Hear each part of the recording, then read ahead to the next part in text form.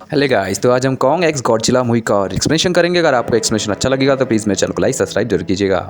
हम हॉलो अर्थ को देखते हैं जहाँ कॉन्ग के पीछे कुछ भेड़िए पड़े होते हैं, इसलिए कॉन्ग आगे दौड़ रहा होता है। तभी कॉन्ग ऐसी जगह पहुंचता है जहाँ वो छलांग नहीं लगा सकता। फिर एक भेड़िया उस पर हमला करता है। तभी हम देखते हैं कि कॉन्ग ने जाल बिछा होता है, जिसके कारण आधे से ज़्यादा भेड़िए उसमें दब के मर जाते हैं, लेकिन कुछ भेड़िए बच जाते हैं। उन्हें डराने के लिए कॉन्ग एक भेड़िए को बीच से फाड़ देता है, जिसके कारण सारे भेड़िए डर के मारे भाग जाते हैं। फिर कॉन्ग एक झरने में नहाने लगता है। फिर कॉन्ग अपना शिकार लेके पहाड़ की चोटी पर जाता है, लेकिन वहाँ पे वो जैसे ही खाना खा रहा होता है वैसे ही उसके दांत में दर्द होने लगता है, क्योंकि उसका दांत सड़ जाता है। तभी वहाँ एक मगरमच्छ आता है, उसका खाना छीनने लगता है। फिर कॉन्ग को एक आवाज़ आने लगती है, जिसके कारण कॉन्ग उतना खाना जाने देता है और मगरमच्छ उसका खाना लेके चला जाता है।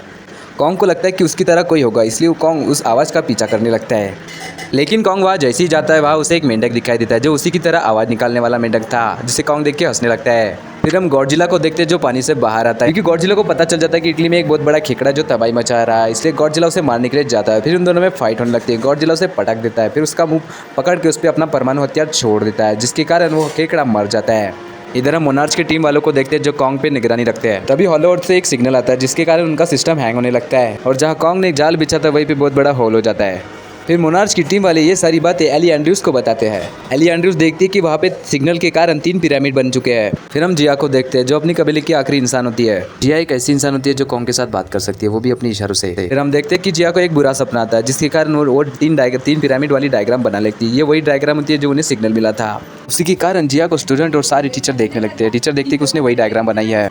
उसी के बाद उसे गोद लेने वाली माँ डॉक्टर एलिन उसे लेने आती है, और कार में बैठने से पहले एलिन जिया से चित्रों के बारे में पूछती है। फिर एलिन बोलती है कि मैं तुम्हारे साथ और मैं तुम्हारी मदद करना चाहती हूँ। तभी वो जिया साइन लैंग्वेज में बोलती है कि पता नहीं है मेरे साथ क्या हो रहा है। फिर ये दोनों घर चले जाते हैं। तभी एलिन देखती है कि जिया ने वही डायग्राम बने हैं जो उसे मोनार्च के लेगेसी में सिग्नल मिला था।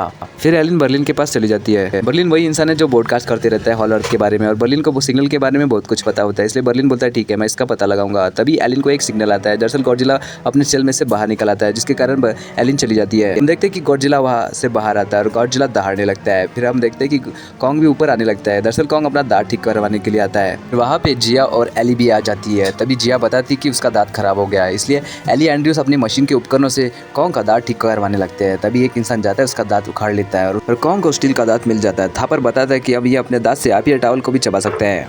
तभी हम देखते हैं कि एली एंड्रयूज के पास बर्लिन आ जाता है, और बर्लिन बताता है कि इस सिग्नल का मतलब होता है कि हॉलो अर्थ से कोई तभी हमें मदद मांग रहा है, जिसके लिए हमें जाना पड़ेगा। फिर उसके बाद एली एंड्रयूज अपनी टीम से यानी मोनार्च की टीम से चर्चा करती है, जिसमें माइकल भी होता है। फिर माइकल के साथ कुछ टीम इकट्ठा की जाती है, जिसमें जिया, थापर, माइकल और बर्लिन होते हैं, और ये सब मिलके फिर हॉलो अर्थ के अंदर जाने का विचार करते हैं यानी सोचते हैं। फिर हम उसी गड्ढे को देखते हैं जहाँ से बिजली आ रही थी। फिर हम देखते हैं कि कॉन्ग उस हॉलो अर्थ की तरफ जा रहा था, और बर्लिन और एंड्रयू की टीम भी हॉलो अर्थ में जाने का जाती है। फिर हम देखते हैं कि वो हॉलो अर्थ में पहुंच जाते हैं। कॉन्ग आगे आगे और उनका प्लेन पीछे होता है। फिर वहाँ पे कई सारे ड्रैगन दिखते हैं जो पीले कलर के होते हैं। फिर हम देखते हैं कि ये लोग अपने प्लेन का कलर भी उसी तरह कर लेते हैं, जिसके कारण वो ड्रैगन इनका पीछा करने लगते हैं यानी इनके साथ जाने लगते हैं। फिर हम इधर मोनार्च की टीम को देखते हैं। फिर हम देखते हैं कि मोनार्च की टीम वालों को गॉडजिला का सिग्नल मिलता है। वो देखते हैं कि गॉडजिला फ्रांस का न्यूक्लियर पावर प्लांट फोड़ देता है और वहाँ से न्यूक्लियर एनर्जी सोखने लगता है। तभी फ्रांस की टीम प्लेन लेके गॉडजिला पे हमला देती है। फिर गॉडजिला अपना परमाणु हथियार छोड़ देता है, जिसके कारण सारे प्लेनवासी मर जाते हैं। इधर हम एली को देखते हैं जो अपनी टीम को लेकर हॉलो अर्थ पहुंच जाती है। वो लोग बेसमेंट देखते हैं कि बेसमेंट पूरा टूटा फूटा हुआ है। तभी वो एक बहुत बड़ा हाथ देखते हैं। तभी एली बोलती है कि ये कॉन्ग का हाथ नहीं हो सकता, ये किसी और का हाथ है। फिर हम कॉन्ग को देखते हैं जो अपनी कुराड़ ढूंढ रहा होता है। फिर अपने वो गुफा में चला जाता है। फिर हम देखते हैं कि उसे वहाँ अपनी कुराड़ मिल जाती है। वो कुराड़ लेके हॉलो अर्थ वाले गड्ढे में पहुंच जाता है, जहाँ पे सिग्नल के कारण गड्ढा हुआ था। वो जैसे ही जाता है तो उसे वहाँ पे बहुत सारे स्कल दिखते हैं और नीली रोशनी दिखती है। फिर हम देखते हैं कि जैसे वो आगे बढ़ता है तभी उसे बहुत बड़ी परछाई दिखती है, जिसके कारण वो तैनात हो जाता है। तभी हम देखते हैं कि वहाँ एक छुटकू कॉन्ग होता है, जिसका नाम सुकू होता है। कॉन्ग अपना हाथ बढ़ाता है, लेकिन सुकू उसे काट लेता है, जिसके कारण कॉन्ग उसका पीछा करने लगता है। कॉन्ग उसका पीछा कर ही रहा होता है, तभी कॉन्ग के पीछे उतना ही बड़ा एक गोरिल्ला आ जाता है, जिसके देख के कॉन्ग चौंक जाता है। कॉन्ग देख ही रहा होता है उसे, तभी और गोरिल्ला आके उस पर हमला कर देते हैं, उसे दबोचने लगते हैं। लेकिन कॉन्ग अपना बलवान रहता है और एक को पटकने लगता है। कॉन्ग उनको ऐसे पटकता है कि उनकी नानी याद दिलाता है। तभी एक गोरिल्ला मरने वाला था तो कॉन्ग उसे बचा लेता है, लेकिन वो फिर से उस पर वार करने लगता है, इसलिए कॉन्ग उसे खाई में ढकेल देता है। फिर दूसरा कॉन्ग डर के मारे भाग जाता है। कॉन्ग सुकू को पकड़ता है और पटकने लगता है और बोलता है कि बता तू कहाँ से है, वरना तुझे मार दूंगा। इसलिए सुकू डर के मारे पता बताने लगता है। इधर हम एली को देखते हैं जो अपने प्लेन में बैठी होती है, उससे भी वही सिग्नल मिलता है। फिर ये लोग आगे बढ़ रहे होते हैं। तभी थापर बोलता है कि रुक जाओ, कुछ तो भी है, लेकिन माइकल उसकी बात नहीं सुनता और आगे बढ़ने लगता है। जैसे ही माइकल आगे बढ़ने लगता है तभी एक पेड़ उसे निकल लेता है यानी उसे खा लेता है, जिसके कारण ये लोग डर जाते हैं और वहां से भागने लगते हैं। फिर एली देखते हैं कि उसे सिग्नल भी नहीं मिल रहा था। फिर हम गॉडजिला को देखते हैं जो समंदर की तरफ जा रहा होता है। किसी को नहीं पता वो किस लिए जा रहा होता है। फिर हमें पता चलता है कि वो समंदर के वो तिब्बत यानी एक और एक मॉन्स्टर है, उसकी न्यूक्लियर एनर्जी सोखने के लिए जा रहा है। दरअसल टिबेट एक टुक्के वाला एक मॉन्स्टर होता है जो न्यूक्लियर एनर्जी से लेस होता है। उसे मार के वो न्यूक्लियर एनर्जी सोखना चाहता है, इसलिए गॉडजिला उसकी तरफ जा रहा होता है कि गॉडजिला को आने वाले खतरों का सामना करना होता है। इधर हम एली की टीम को देखते हैं जो जंगल की तरफ जा रहे होते हैं और भयानक जंगल में जाते जाते उन्हें ईवी कबीले के सिंबल दिखने लगते हैं।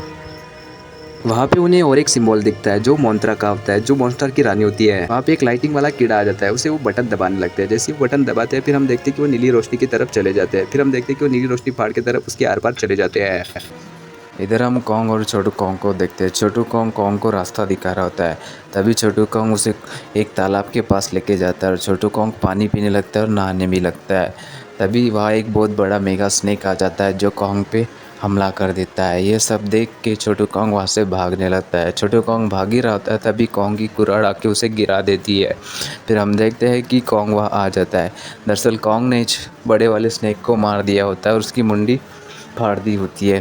फिर छोटू कॉन्ग और बड़ा कॉन्ग मिलके उसे स्नेक को खाने लगते हैं, जिसके कारण छोटू कॉन्ग बड़े वाले कॉन्ग पर विश्वास कर लेता है और उसका दोस्त बन जाता है। इधर हम अटलांटिक ओशियन को देखते हैं जहाँ टाइमेट मॉन्स्टर होता है। वहाँ एक सबमरीन होती है, सबमरीन उसकी जांच करने के लिए आती है, तभी उनका सिग्नल चला जाता है। फिर हम देखते हैं वो जांच ही कर रहे थे, तभी वहाँ उन्हें उनके आगे से एक नीली रोशनी आती है जो गॉडजिला की होती है। गॉडजिला उनके मेट वाले मॉन्स्टर के बर्फ़ पर हमला करता है, तभी टियामेट मॉन्स्टर भी आ जाता है। गॉडजिला और उनके दोनों के बीच में फाइट होने लगती है, जिसके कारण गॉडजिला अपना परमाणु हथियार छोड़ देता है और टियामेट मॉन्स्टर के टुकड़े टुकड़े हो जाते हैं और गॉडजिला उनके उस टियामेट के अंदर चला जाता है। यार हम मोनार्च वाली टीम को देखते हैं जो उस नीली रोशनी को फाड़ के अंदर आ जाते हैं, तभी वहाँ कुछ आदिवासी आ जाते हैं जो ये कबीले के होते हैं। वो जिया को देख के उन पे हमला नहीं करते। फिर हम देखते हैं कि ये कबीले के लोग उन्हें अपने रानी से मिलने के लिए उनको वहाँ लेके चले जाते हैं। तभी ये लोग बोलते हैं कि हमने ही तुम्हें सिग्नल भेजा था। तब वो लोग जिया को लेके जाते हैं और अपने रानी से मिलवाते हैं। ईवी कबीले के लोग बल्कि अपने मुंह से नहीं बल्कि अपने हाव भाव से ही बातें करते हैं। ये कैसे करती है तो पता नहीं। इधर हम कॉन्ग को देखते हैं जो छोटू कॉन्ग उसे अपने अड्डे पे लेके जा रहा होता है, तभी कॉन्ग एक बहुत बड़े मॉन्स्टर के स्केलेटन्स के ऊपर से जाता है।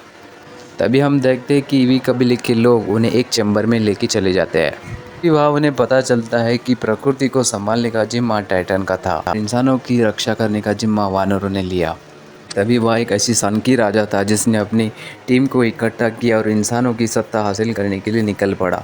उसने जिसको जो सूरज को निकलने वाला दानव था यानी गॉडजिला, उसके खिलाफ मोर्चा मोड़ दिया, जिसके कारण उन दोनों में काफ़ी घमासान युद्ध हुआ।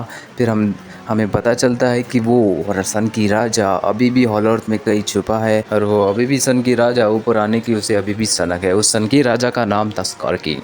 इधर हम कॉन्ग को देखते हैं जो उसी सन की राजा के इलाके में चले जाता है। ये सब देख के कॉन्ग चौंक जाता है। वो देखता है कि बहुत सारे कॉन्ग मजदूरी कर रहे हैं। इधर हम बूढ़े कॉन्ग को देखते हैं जिसके हाथ से पत्थर गिर जाता है। तभी वहाँ अपना कॉन्ग आता है, अपना हाथ बढ़ाता है। तभी बुरा कॉन्ग आता है लेकिन अपना कॉन्ग उसे एक मुक्के में सुला देता है। हम देखते हैं कि एक वानर जाके सारी बातें स्कार किंग को बताता है। स्कार किंग की एंट्री वहाँ हो जाती है। स्कार किंग के गले में एक बहुत बड़ी चेन होती है जो हड्डी की होती है। स्कार किंग कॉन्ग का दांत देख के हंसने लगता है। स्कार किंग छोटे बच्चे पे चिल्लाने लगता है। तभी एक अच्छा वाला कॉन्ग उसे समझाने की कोशिश करता है। तभी स्कार किंग हंसते हंसते उसे लावे के भट्टी में फेंक देता है, जिसके कारण छोटा बच्चा रोने लगता है। सब देख के कॉन्ग को गुस्सा आता है और कॉन्ग चिल्लाने लगता है उसके ऊपर। फिर हम देखते हैं कि कॉन्ग और स्कार किंग की फाइट होने लगती है। स्कार किंग अपनी चैन निकालता है, तभी कॉन्ग उस चेन को हाथ में पकड़ लेता है। वो चेन भी काफ़ी मजबूत है लेकिन कॉन्ग का हाथ छिल जाता है। फिर स्कार किंग और कॉन्ग में काफ़ी अच्छे से फाइट होने लगती है। स्कार किंग लगभग कॉन्ग को मारने वाला था लेकिन कॉन्ग उसे पटाके गिरा देता है और उसे फेंक देता है। स्कार किंग के लोग उसे बचाने के लिए आते हैं लेकिन स्कार किंग उन्हें रोक देता है। फिर स्कार किंग कुछ इशारा करता है। फिर वहाँ लावा में से एक डायनासोर होता है जिसका नाम शिमो होता है। दरअसल वो बर्फ़ वाली अपना परमाणु हथियार छोड़ता है, जिसके कारण इंसान बर्फ़ होके मर जाता है। किंग सीमो को बोलता है कि तुम अपनी पावर कॉन्ग पे इस्तेमाल करो। फिर वो सीमो कॉन्ग पे इस्तेमाल करता है। कॉन्ग अपनी कुराड़ी से उसका पावर रोकने की कोशिश करता है लेकिन कॉन्ग का हाथ पूरा ठंडा होकर डैमेज हो जाता है। फिर हम देखते हैं कि चुटकू से एक रास्ता दिखाता है जिसके कारण कॉन्ग वहाँ से भाग जाता है। फिर हम देखते हैं कि आइलैंड को वहाँ दिखाई देता है कि वहाँ एक डायग्राम होती है जहाँ वहाँ उन्हें पता चलता है कि मोंत्रा को कोई जगाएगा जिसके कारण वो समझाएगी गॉडजिला और कॉन्ग को, जिसका जिम्मा वो छोटी बच्ची जिया पर होता है। इधर हम कॉन्ग को देखते हैं जिसके पीछे बहुत सारे गोरिल्ले पड़े होते हैं और वो कॉन्ग आगे आगे भाग रहा होता है। तभी हम देखते हैं कि कॉन्ग कुछ जाल भी बिछाता है, जिसके कारण आधे से ज़्यादा गोरिल्ले तो मर ही जाते हैं। फिर हम देखते हैं कि उन्हें जाल का पता चल जाता है, इसलिए वो रस्सी के ऊपर से जाते हैं। फिर वहाँ छुटकू कॉन्ग आता है और जाल छोड़ देता है, जिसके कारण आधे पूरे गोरिल्ले मर जाते हैं। फिर छुटकू कॉन्ग अपने कॉन्ग को लेके चला जाता है। फिर हम देखते हैं कि वहाँ एक गोरिल्ला बच जाता है। हम गॉडजिला को देखते हैं जो न्यूक्लियर एनर्जी सोख रहा होता है। हम देखते हैं कि मोनार्च की टीम आपस में बातें कर रहे होते हैं। तभी वहाँ नीली रोशनी में से कॉन्ग आने लगता है। कॉन्ग छुटकू कॉन्ग को लेके आता है वहाँ पे। कॉन्ग जिया को स्कारकिंग के बारे में बताता है और कॉन्ग अपने हाथ के बारे में भी बताता है जिया को। इसलिए मोनार्च की टीम वाले उसे एक लोहे का हाथ उसके हाथ को लगा देते हैं, जिसके कारण कॉन्ग का हाथ ठीक हो जाता है। कॉन्ग एक ही मुक्के में पूरा फोड़ देता है सब कुछ। हम देखते हैं कि स्कारकिंग का चेला स्कारकिंग को जाके बताता है कि कॉन्ग कैसे अंदर चला गया एक नीली रोशनी में से।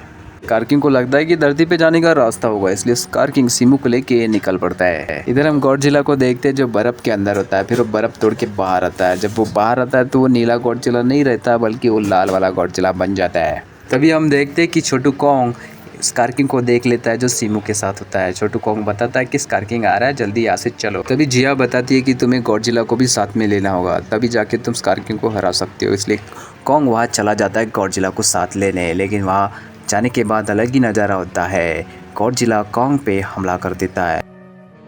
इधर हम ईवी कबीले को देखते हैं जो जिया को साथ में लेके मोंत्रा को जगाने की कोशिश करते हैं। तभी जिया मोंत्रा को जगा देती है और मोंत्रा जिया की बात समझ जाती है। फिर मोंत्रा जिया को लेके चली जाती है। इधर हम गॉडजिला को देखते हैं जो पुल फाड़ते हुए समुंदर से बाहर निकलता है। तभी कॉन्ग उसे समझाने की कोशिश करता है, लेकिन गॉडजिला का घंटा समझने वाला है। गॉडजिला जाके कॉन्ग को पटक देता है। फिर इन दोनों में काफ़ी अच्छे से फाइट होने लगती है। गॉडजिला उसको काफ़ी धो के कॉन्ग को पटकने लगता है। तभी कॉन्ग भी कहाँ रुकने वाला है, कॉन्ग भी अपने पन से उसे पूरा बेहोश कर देता है। फिर कॉन्ग उसकी पूंछ पकड़ के गॉडजिला को लेके जाने वाला होता है। तभी गॉडजिला अपना परमाणु हथियार कॉन्ग पे छोड़ देता है, जिसके कारण कॉन्ग भागने लगता है। फिर हम देखते हैं कि गॉडजिला कॉन्ग को लगभग मारने वाला होता है, वो अपना परमाणु हथियार छोड़ने वाला होता है। तभी वह मोथरा आ जाती है और गॉडजिला को गिरा देती है। फिर मोथरा गॉडजिला और कॉन्ग को समझा देती है। गॉडजिला को समझाने के बाद कॉन्ग थोड़ा राहत की सांस लेता है। फिर दोनों दहाड़ते हैं। फिर इधर हम देखते हैं कि ये लोग ग्रेविटी बंद करने वाले होते हैं, क्योंकि धरती पे कोई जा ना सके। तभी वह स्कारकिंग आ जाता है, सीमू की मदद से ये सब रोकने लगता है। तभी हम देखते हैं कि वहाँ गॉडजिला और कॉन्ग की एंट्री होती है और गॉडजिला और कॉन्ग और स्कारकिंग और सीमू इन सब में फ़ाइट होने लगती है और फाइट काफ़ी घमासान होने लगती है। फिर हम देखते हैं कि स्कारकिंग को धरती पर जाने का रास्ता मिल जाता है, इसलिए स्कारकिंग धरती पे चले जाता है। तब कॉन्ग भी उसके पीछे पीछे चले जाता है, उसके पीछे गॉडजिला भी चले जाता है और सीमू भी चला जाता है। फिर हम देखते हैं कि धरती पर इन सब की एंट्री हो जाती है। तब जब स्कारकिंग वहाँ पहुँच जाता है तो लोगों को भी दहाड़ने लगता है और सीमू को बोलता है कि तुम इन पे अपना बर्फ़ वाला परमाणु हथियार छोड़ दो। तभी वह कॉन्ग आता है, उसे एक मुक्का मारता है, जिसके कारण स्कारकिंग का एक दांत टूट जाता है।